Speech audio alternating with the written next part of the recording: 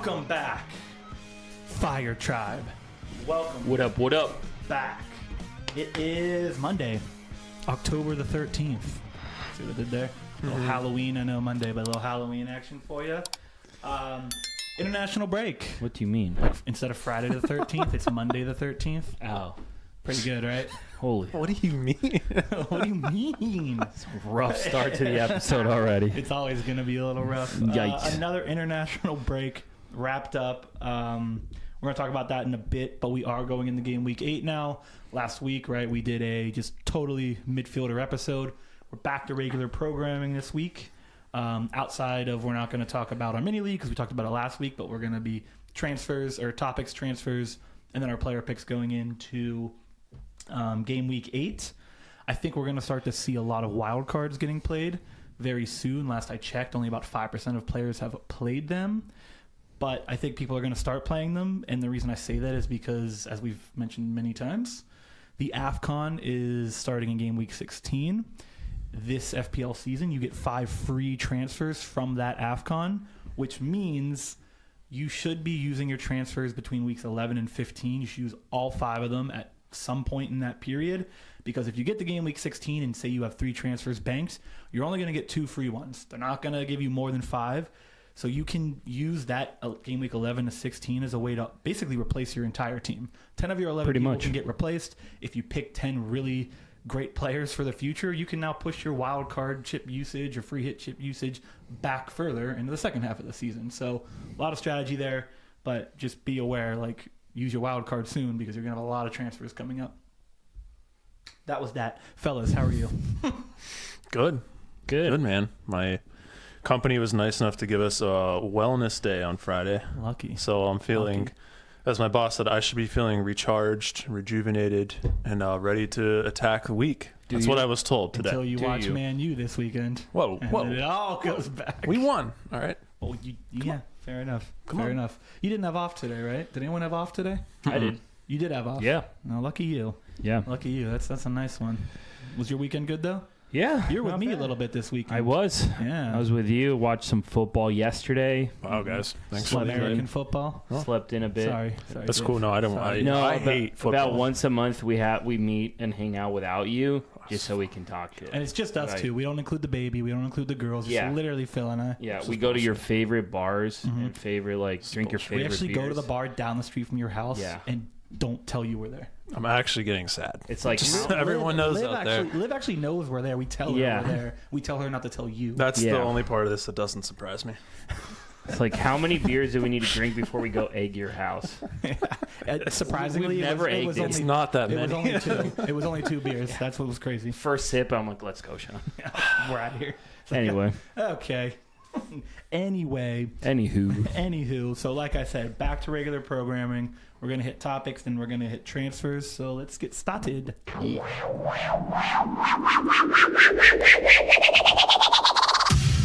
It's time for topics and transfers.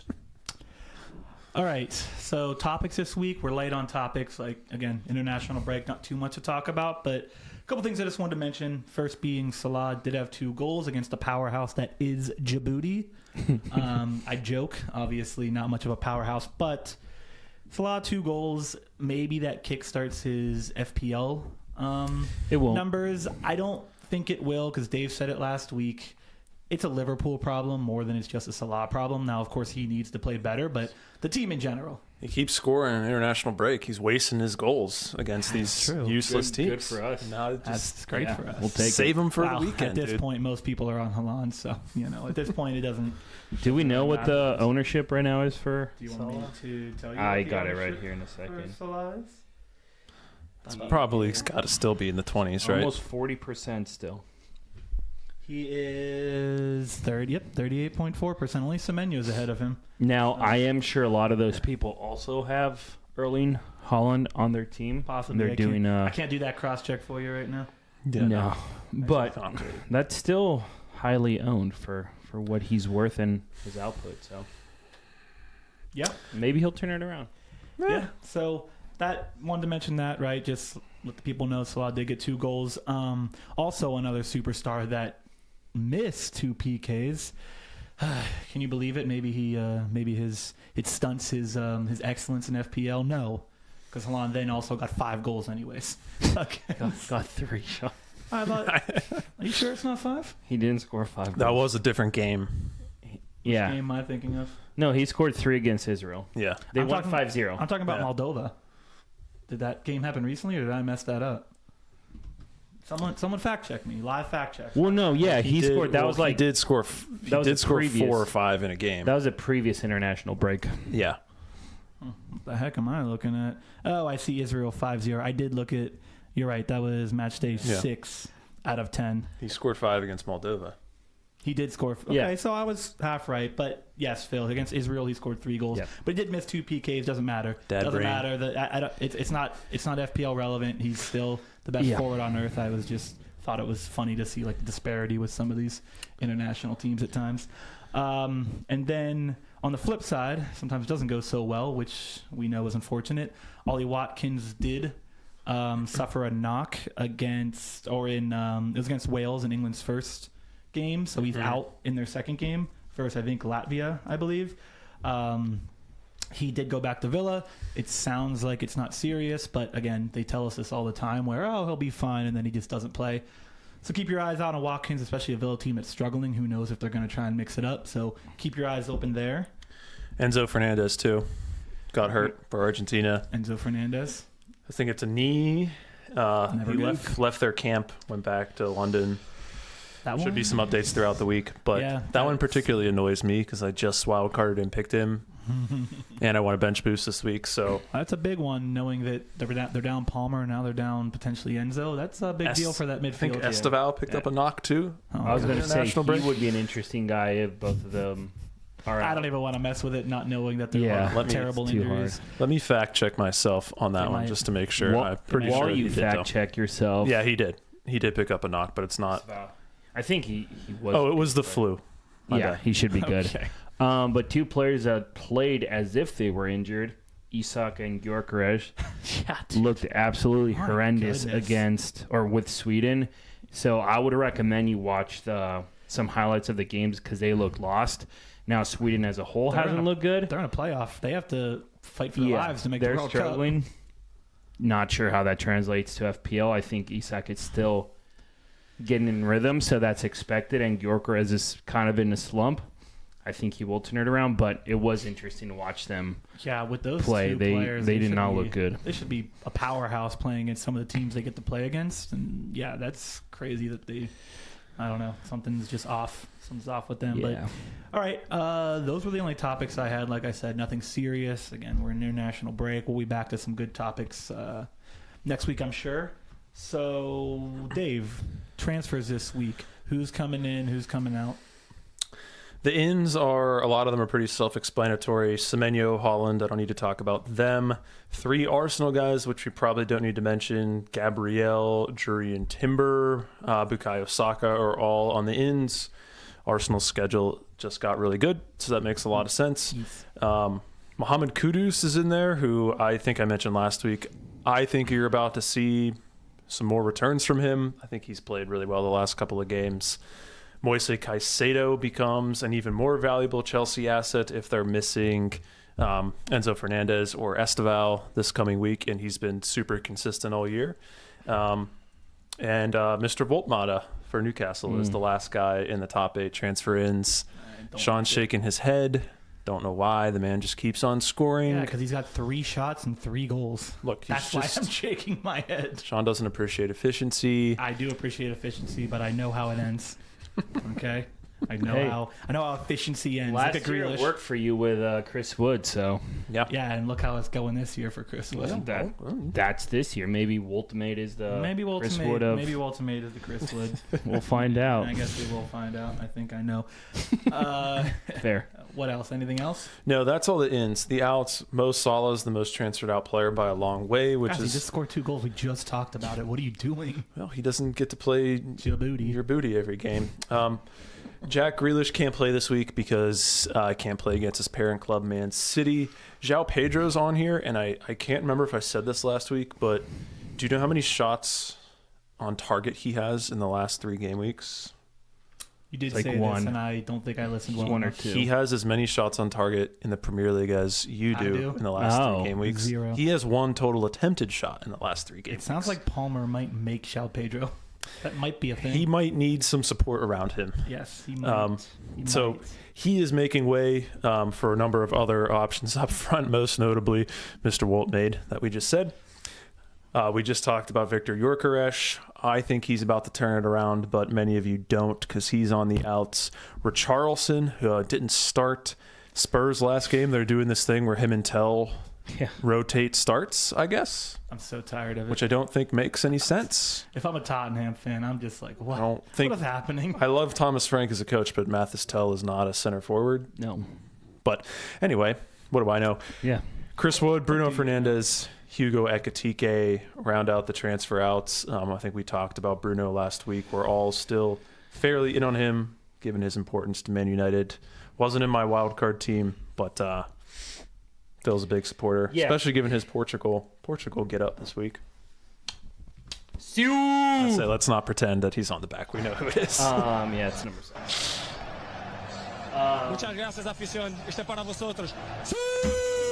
Yeah, Did miss a PK this weekend. Keller saved it. saw that. But yeah, I mean, I have both Gyökeres and Bruno. I think for different reasons they're going to turn it around. So yeah, I'm a little surprised right before the run of fixtures Arsenal has that people are getting rid of him. But I do understand it's $9 million. He hasn't scored in a few games. Doesn't look his best, but I don't know. And Bruno plays Liverpool this week on the road, and people want Saka, so that would make sense. But That it does make sense for this upcoming game week. But yeah, that's the notable transfers. That's all I got. All right. That's all you got. all I got. So then we just look. We're early on time. It's going to be a Yes. nice long player pick conversation. Or today. short. We're And going we to give just you start- all the people. We just get out of here. All of them? Yeah, we could just give them no people. And We could just Yeah. leave. Yeah. We wouldn't do that. To Nah. you. We're just joking. I'm kidding. I'm just kidding. We love our fire We tribe. do love our fire tribe. Before you get into the players and say your spiel, I do think it's a weird, it's a strange game week because outside of City, none of the top teams or stronger teams really have a decent matchup.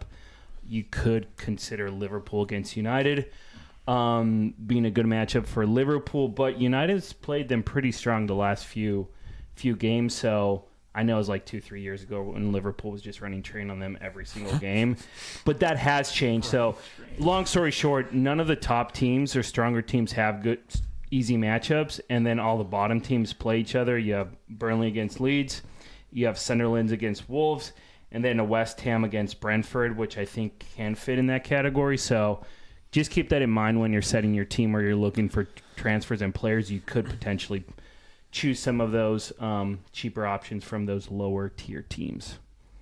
2,000 years later. There you go.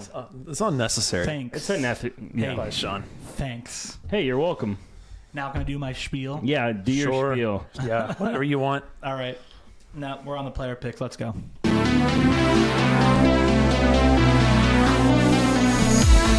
Player picks of the week. That's my favorite one. All right, that's enough of that. All right, so player picks. Like I said, we're gonna have a lot of time to talk today. We're early without the mini review, so let's get started with. It's dangerous. It's dangerous. Let's get started with Leeds, though. I wanted to talk about Leeds because Lead with leads. lead with Leeds. They have the best next 2 game weeks, probably of any team in EPL. So let's talk about why. Again, 2 of the best, but let's talk about why it's 2 of the best, right? Burnley giving up 15 goals. West Ham giving up 16 goals. They're number 1 and 2 in goals conceded this season. So there's a lot of goals to be scored. Unfortunately, Leeds is not the most powerful offense, right? I think they have 7 goals in the season, but if there was a time to score some goals, this would be the time. It is funny though. I wanted to see, how does West Ham and Burnley fare away versus home in terms of goals conceded. When West Ham plays at home, they give up 3.33 goals. which is significantly more than anyone else. Unfortunately, they are playing at Leeds, so that doesn't help. And Burnley, when they play away, they give up 3.25 goals.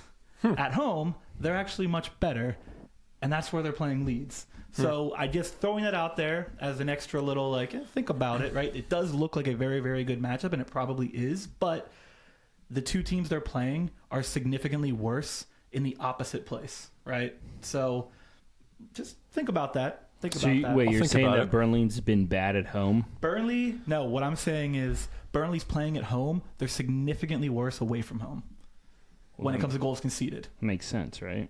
Well, on the flip side, West Ham is horrible at home, and they're much better away from home, which is where Leeds is playing them, right? So I'm just saying, the matchup itself, they're playing the two worst teams in terms of goals conceded. I see what you're saying. But they're not getting the matchup that you would hope they get. Anything above 3, there's no one else above 3, home or away. Wolves is the closest after that. And when you look at them on the opposite side, I think Burnley is an example. When they are home, they give up less than a goal. So they're actually pretty stout defensively at home. So just something to think about. And I don't know off the top of my head what West Ham is, but it was closer to 1, maybe 1.2 something when they're away from home versus at home. So something to think about. Might be a sneaky good game for those two. But hey. Very interesting. Now that I've said all that, I want to talk about 3 players, and I need to get some opinions from the boys.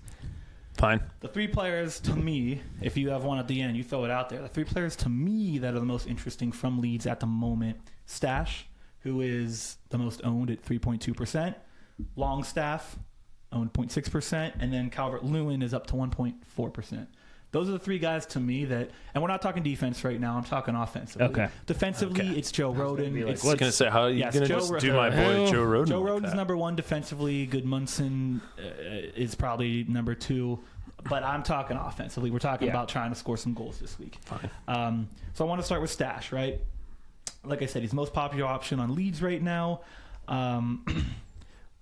But he's a tough one for me. He has 1 goal and 2 assists, but his expected numbers are really, really bad.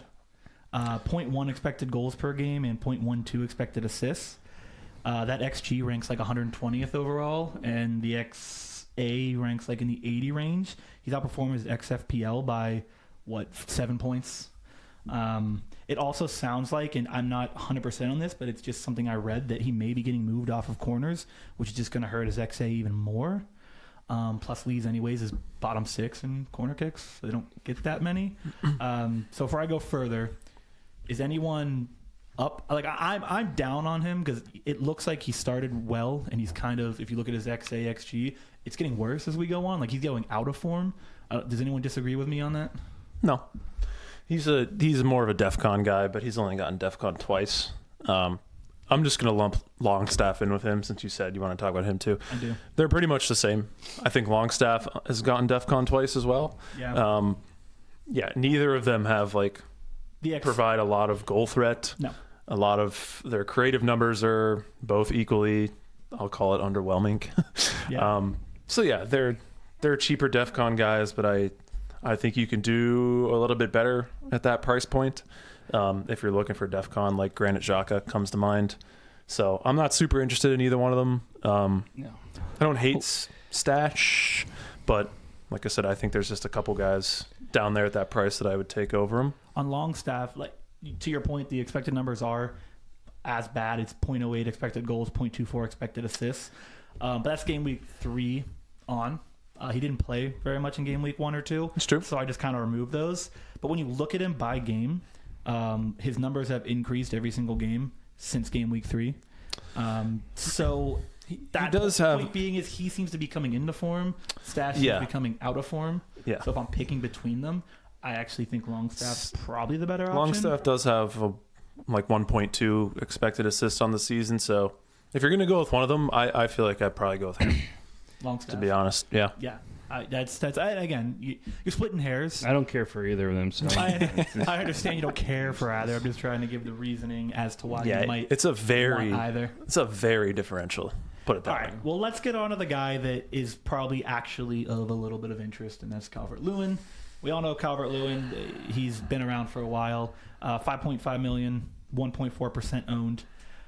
Forwards are tough this year. We've talked about it multiple times. It's very hard to have a good 3 forwards. Phil said last week he's at a point where starting 2 forwards is probably his game plan, just because the forward position's pretty horrible at the moment. But he's done very little this season. He has 1 goal, he has 1 assist, but he is top 10 in expected goals. He is top 10 per 90.4 expected goals, while being pretty on par with the other forwards in terms of expected assists. It's 0.08. That's run of the mill. If you're not Haaland, that's pretty run of the mill for a forward. He's played 90 minutes in his last 3 as well, so that's interesting. Now he has 9 shots. 7 of those are on target. Only 1 goal. Kind of crazy to have 9 shots, 7 on target, and 1 goal. 1 goal on 7 shots on target. Because I made the point. A guy like Walter made 3 for 3. Like I think Yorkeresh might be like 1 for 5, 1 for 6. I mean, you look at last week, or I guess not last week, but the week before against Tottenham. He had one really good chance that Vicario made an insane save on it. So he's 3rd in shots on target. He's only behind Mateta with 8, and then obviously Haaland. So he's up there, like I said, he has only played 90 minutes, 3 games now. So he's getting chances. I think someone like him, if you have him on your team because you needed a budget forward to fit other guys in, or maybe you have a free hit or something like that, it makes sense to play him this week. This would be the week to play him. I'm interested for 2 weeks here, knowing how bad the forwards are. Okay, but I don't think it makes sense to waste a transfer to bring him in. For 2 full weeks. Oh, the rest of the schedule is not bad for them. They have their next 6 games are pretty good. Well, okay, him or Evan Nielsen. So I have Evan Nielsen, him or Evan Nielsen. I'm going to pour Dave some water while you guys. All right, here you go, Dave. Him or Evan Nielsen right now. Next 2 games, him or Evan Nielsen. Evan Nielsen. That's insanity. Look, him or João Pedro next 2 games. João Pedro. Look, I know he has 5 big chances, which is up there near the top. Playing less than most of the guys I'm sure he's next to. If you have him already, play him. Which you probably don't. But don't go buy him, because I don't like.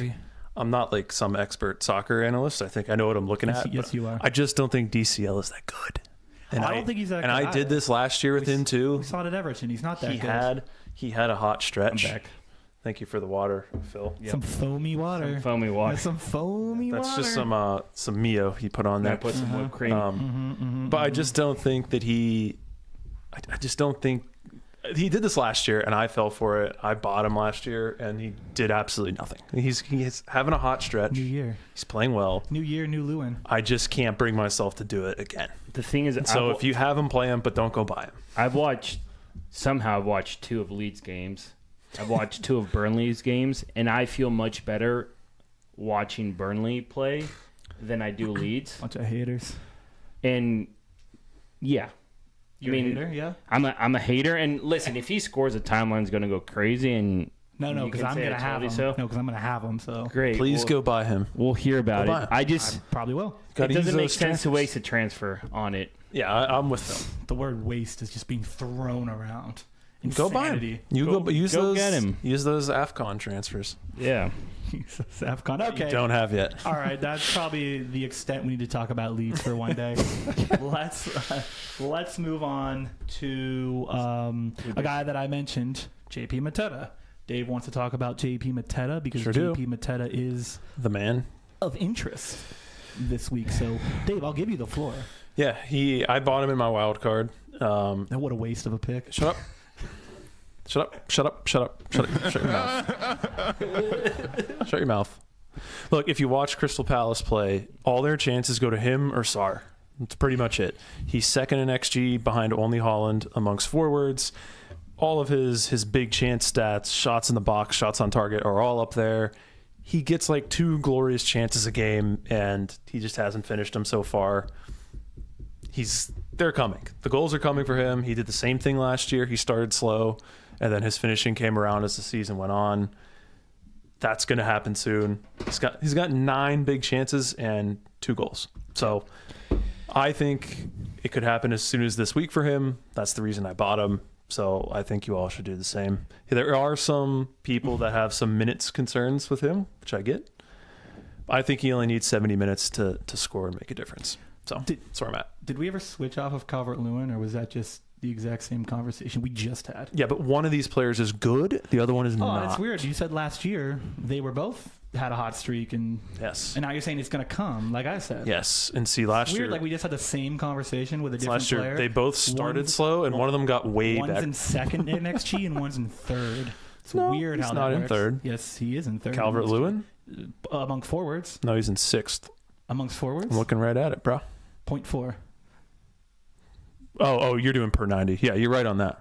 I know I'm right on that because I do my research. Do your own research, everyone. Don't just listen to us, I'm kidding, Dave. I'm Still don't kidding. think- No, still I'm think you're right. I'm just saying that's fine. You don't have to think I'm right. I'm just letting you know that what you said is very similar to what I said. Think- so. That's Good. Sean, you made I'm done. no, Sean. Sean, you made a valid point. Well played. I think, to Dave's defense, one player also plays for Yeah, a JP very. Mateta's better. I know. No. It's not. It's not about the player. It's about the team they play for as Also well. true. Crystal Palace has been looking better and better. I think you've called it out, Dave. Jeremy Pino, being that link player, just helps someone like JP Mateta. He scored for Spain this international break. He could be an interesting option. I don't think I would waste a transfer to get him, but I think he is going to. tossed. I know he's going to enhance Mateta's opportunities too. Him and Sar together. So Look, conceptually, you made a good point. yes, Thank you. I do think Mateta's like basically a cheaper version of Gyökeres, and like goes hand in hand with the team. Like Arsenal top dog with a forward that isn't putting big chances in, he will. Crystal Palace a little worse team. fine. Same. We'll deal. move on Yeah. from the topic, Dave. It's a fair call out. My worry, which has been with Mateta since last year, is it's one of those players that we say it's coming, and it comes like once every 10 weeks, and maybe that'll change. But it's why I don't have him, because I do think he's good and he's getting all the chances. But this feels like him. He had a hot streak last year, and outside of that, pretty useless. So I'm afraid of him personally, but obviously the underlying numbers are valid. The underlying numbers back up exactly what you're saying, and all we can go by is underlying numbers. So fair enough. All right, let's talk. All right. Let's talk Arsenal, the best team, the best team in the EPL, the best team in the EPL. Well, where do we want to start? I have a guy I'd like to talk about. Dave, I think you mentioned you have a guy you'd like to talk about. Mm-hmm. Odegaard is out, by the way, everybody. Odegaard is out. So Let's just start with my guy then, because that's pretty because much. that's where That's we're why I wanted to going mention with it. Okay. Well, okay. You guys talk through your guys, and then I'm going to pose a question your way. Do you want to? Would it make more sense to start with a question? Maybe. Let's do it. Start with a question. I'm assuming most people probably are going to have 3 Arsenal players for this next stretch. Mm-hmm.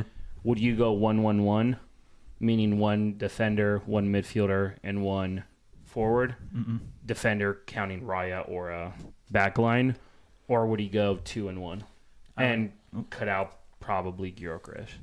You can go first if you I will want. go option C, and I just took 3 defensive assets. Yeah, I'm cutting out Gyökeres. Oh, wait. No, I lied. I have Pope in net. No, I have 2 defenders and Gyökeres. Oh no, Okay. I would go 2 defenders and Saka. Okay. That's also also a good play. Or I would go Raya, 1 defender and Saka. Yeah. I don't Yeah, want that- Gyökeres. I think 2 Not right now. defensive Not two right now. defensive assets of some kind is Yeah. He's seems to be probably the consensus. smarter. Yeah. The defense is to me right now, gonna get more points than Gyökeres. Well, that until he sucks because figures I it have out. 1-1-1. That's fine. That's fine. Hey, It might work too. makes you different. Gyökeres could go from being useless to being a top 3 forward in the FPL like in a week. I mean, no one would be talking about this if Saka didn't need to get his 100th contribution and take the PK. So Whatever. All right, PKs Dave. are the But, theme. no, Get your guy going. No, that's good, because I was going to say I want to talk about Eze, and like love him as a player. Loved him last year. Mm-hmm. We had concerns about his minutes because of Champions League and squad rotation, but with the Odegaard injury, I feel like it makes Eze's minutes a little bit more reliable. Sure. Because I mean they're going to probably their midfield Rice, Zubimendi, and Eze would probably be the go-to. Eze has also played. He's also played on the left. He's also played as a number 10 for Arsenal too. I can't imagine like them benching him and playing like Marino or They spent a Norgard lot of money on him. and Martinelli. Like they would have to play multiple guys over him, so I just think the Odegaard injury makes his minutes a bit more consistent. Spent a lot of money on that guy. You're going to put him in the game. Yeah. That's why you spent money. That's why you brought him in. He just had 6 points last game. That was my whole point. Nothing has changed for me from like analyzing him as a player. I just think his minutes you can feel a little bit better about it because Odegaard's going to miss like 6 to 8 weeks, I think they said.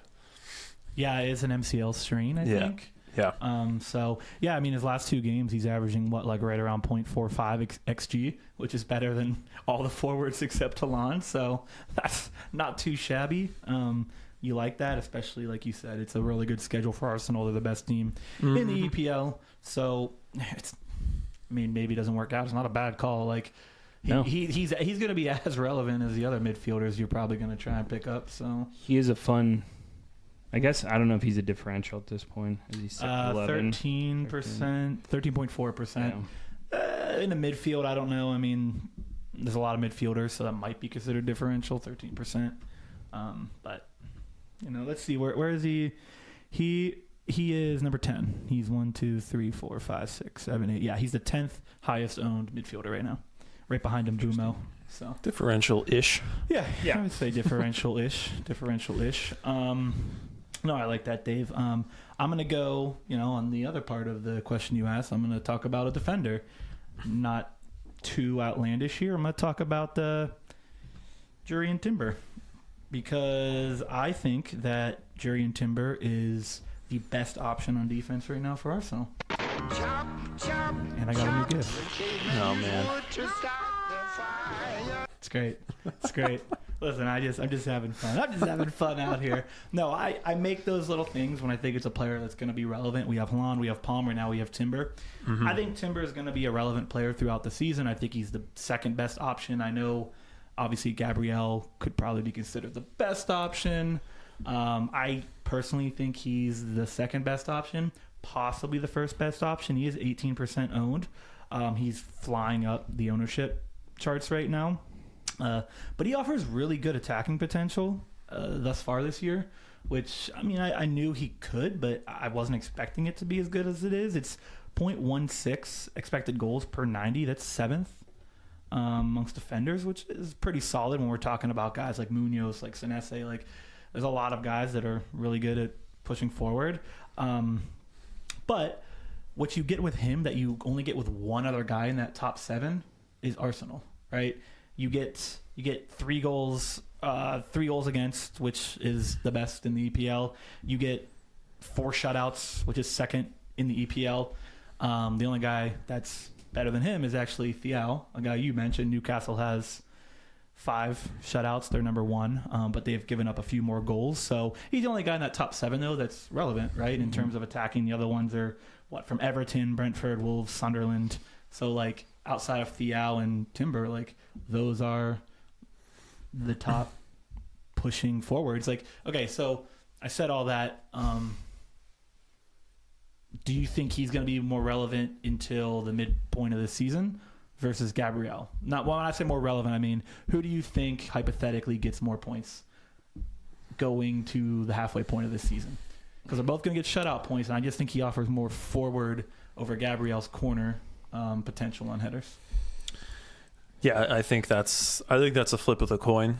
I think with Timber, the biggest question is, he needs to stay on the field. Minutes, yeah. He's had injury issues since he's been at Arsenal.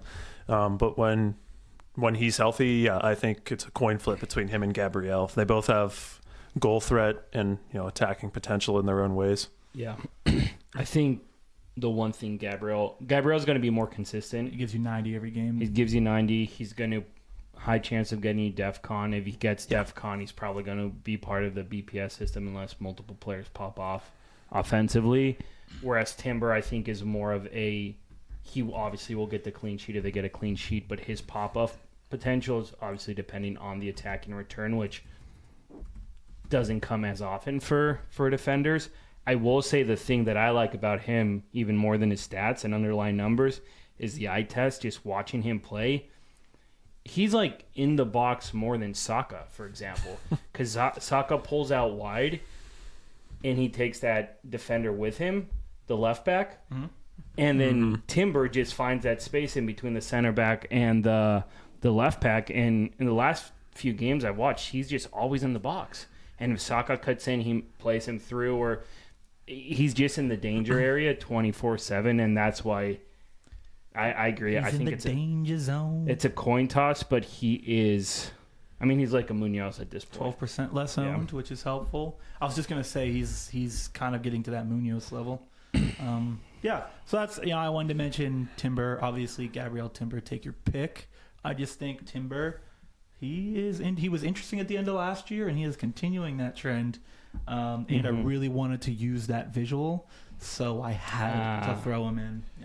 I think Gabriel's gotten DEFCON 3 times. Timber hasn't gotten it. So Gabriel probably is like you said, Phil, slightly safer. Timber maybe with, I don't know, a tad more potential to spike a massive week, but like them both. All right, so let's end the episode with a couple of cheap-ish player picks. That's kind of been Phil's strategy thus far this season. So, Phil, cheap. Saying I'm cheap? Phil's cheap. No. Okay, but slow your horses. Phil's cheap. Yeah, I'm cheap. I'm cheap as hell. Before we go into that, I just want to say Bowen is very interesting for the next few game weeks too. Him or Paquetá. Gerard. Can't say I really trust West Ham with anything, but for that cheaper forward option, for a cheaper midfielder, I know we've talked about them on this podcast a few times this year, but this is a good time to potentially bring them into your squad. So Love the Lucas Paquetá call. yeah, He's playing further forward for them this year, and I believe he's on penalties, right? He took the last one. Which is surprising that Bowen isn't, but I mean, he's always been on PKs. I think Diouf is also an interesting guy to have, more for the offensive returns than obviously clean sheets. They're never going to get a clean sheet. Most assists among defenders is Diouf. Yeah. 3. Granted, 2 of his assists, I'm pretty sure, have been pass the ball and see someone like run up the field, go around 2 guys and just score a screamer. Doesn't matter. Still counts. It's still an assist. Count it. So, long story that's short. like the U.S. men's national team strategy every year for 30 years, and it works. West Ham is interesting for the next few game weeks if you're using a card or looking to bring in some guys.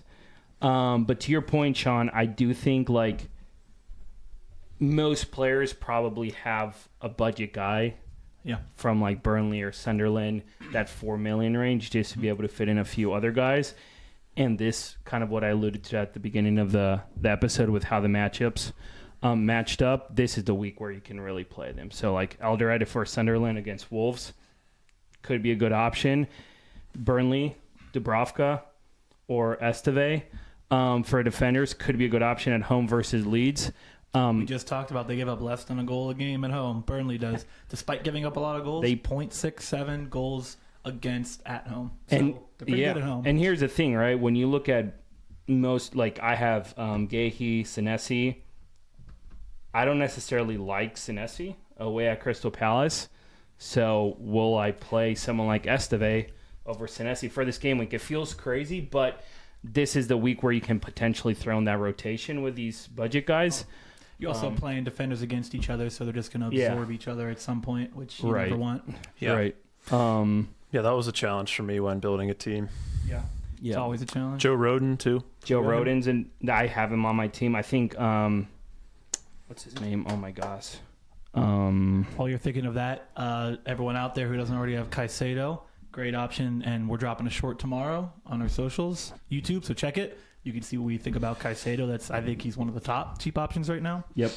Jaden Anthony. Jaden Anthony is also I think he does have a knock. Midfield options. But this could be a great week to potentially start him versus, I don't know, Reinders or Bruno Fernandes. I might sit Bruno Fernandes to start Anthony because I don't think Bruno's going to get much against Liverpool. 75% chance of playing. Yeah, but that's that the could risk. easily But change. Long story short, everything's come to this game week where you can finally use those budget guys and take advantage of them. And that is Fireside.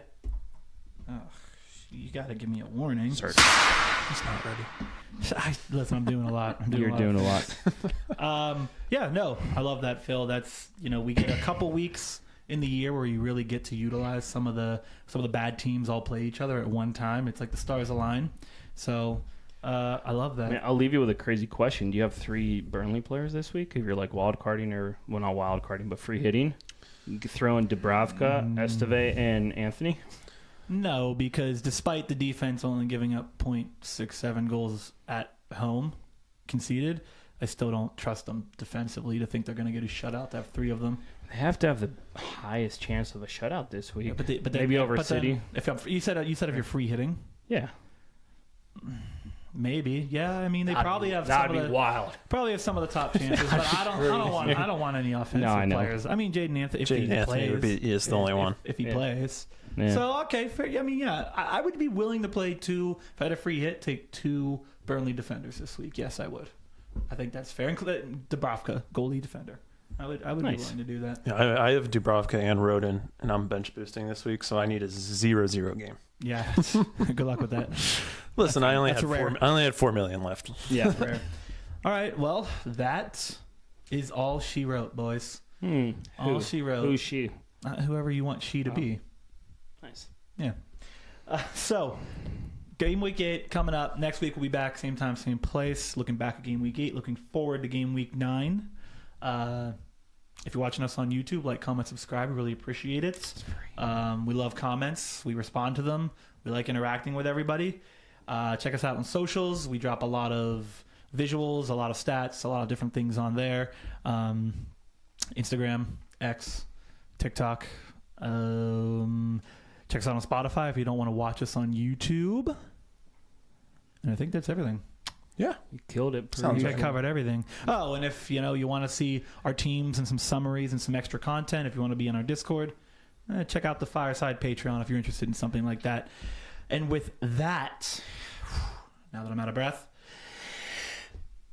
see ya. Bye.